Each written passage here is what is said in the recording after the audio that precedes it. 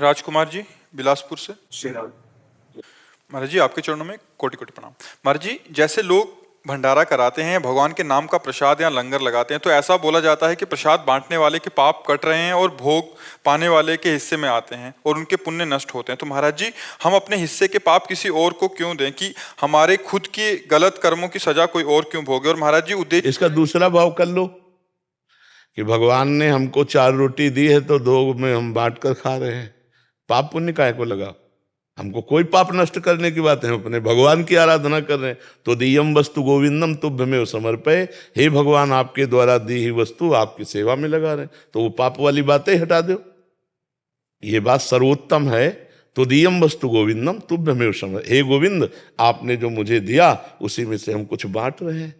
कोई पुण्य का कोई पाप का झंझटे मत रखो, तो ये भगवत सेवा बन जाएगी। महाराज जी अगर करने वाले का कोई संकल्प ना हो, वो ये भाव रखे कि मैं अपने आराध्य देव को विविध रूपों में पवा रहा हूं, तो ये और सामने वाले के किसी भी उस पे तो आएगा नहीं महाराज जी। हाँ, अब सामने वाले को ये ध्यान रखना है कि यदि आप गृहस्थ हो और तीर्थ या धाम आए हो तो ऐसे मत करो यार, ऐसे मत करो। तुम बाबा जी नहीं हो, तुम गृहस्थ हो।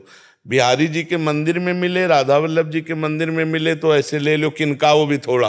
ये भर भर के जो बढ़िया खीर और पकौड़ा और समोसा जो खा रहे हो ये ठीक नहीं है।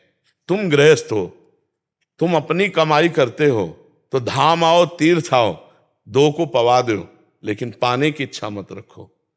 तुम गृहस्थ हो, गृहस्थ आदमी को ऐसे नहीं करना चाहिए यार। तुम्हारे पास मेहनत के कमाए हुए रुपए हैं, कुछ ना हो तो एक दिन उपवास कर लो, दूसरे दिन थोड़ा चना चबेना चबा के पार कर लो। धाम आयो 2-3 दिन, अब दूसरे का दिया हुआ हलवा पकौड़ी रबड़ी रसगुल्ला खाओगे तो तुम्हारा ना तो बुद्धि काम करेगी और ना भजन बनेगा, सुकृत और नष्ट हो जाएंगे।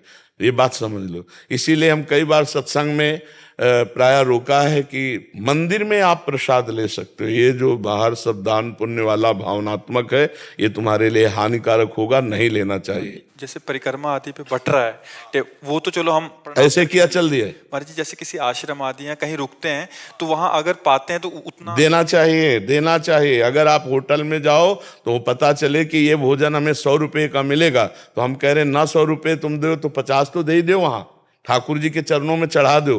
फ्री पाके मत आओ। अगर गृहस्थ हो तो तीर्थ धाम जाओ, कहीं भी फ्री पानी भी मत पियो। अगर पानी भी पिया तो 2 रुपया वहां रख दो।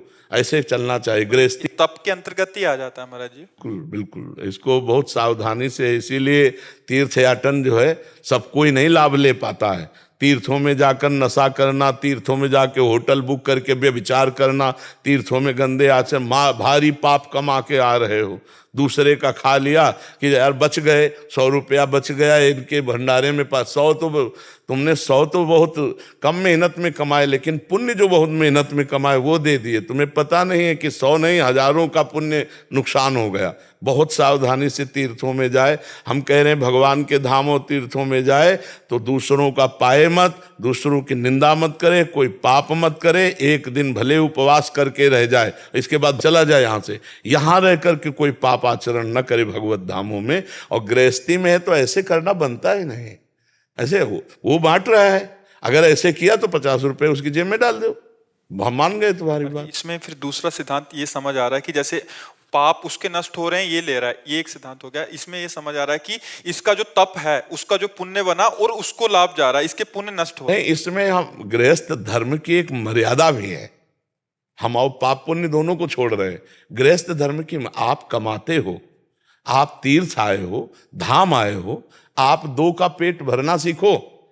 अपने पेट को भरो मत किसी के दान पुण्य की वस्तु से। अपने तो जैसे बने वैसे खाओ पियो। अब जैसे धाम आए हो तो 100 रुपया के चना ले लिए, बंदरों को डाल दिए, कुछ दाना 10 रुपया के डाल दिए। हम जो पक्षी वृंदावन के खा, जैसे भूखे गली में इधर उधर बैठे रहते हैं अपंग, कोई कुछ 2-4 फल ले लिए, सेव एक बांट दिए, हो गया। गृहस्थी में हम कह रहे कुछ नहीं है ना। जब भगवान सुदामा जी के तंदुल पा सकते हैं तो तुम्हारी कुछ भी वस्तु 2 फूल ले लिए, बिहारी जी के चरणों में चढ़ा दिए, लेकिन हम किसी का खाएंगे नहीं, हम किसी का दान पुण्य लेंगे नहीं। गृहस्थ आदमी ऐसे चलना चाहिए। विरक्त का है कि अब बाबा जी कहीं पेट भरना, जहां भगवान व्यवस्था कर दे पाया और दिन भर भजन किया। गृहस्थ को ऐसा चाहिए कि अपनी मेहनत का धाम आदि तीर्थ आदि में खाए, कहीं भी किसी दूसरे का दान पुण्य का भोजन न करे। अगर साधु महात्माओं के आश्रमों में भी पावे तो वहां ठाकुर जी के सामने कुछ न कुछ भेंट चढ़ा दे, या फिर भेंट ना हो तो सेवा कर दे, सोहनी लगा दे, वहां दोना पत्तल फेंक दो, निपट जाएगा। हम ऐसे फ्री किसी का ना खाए।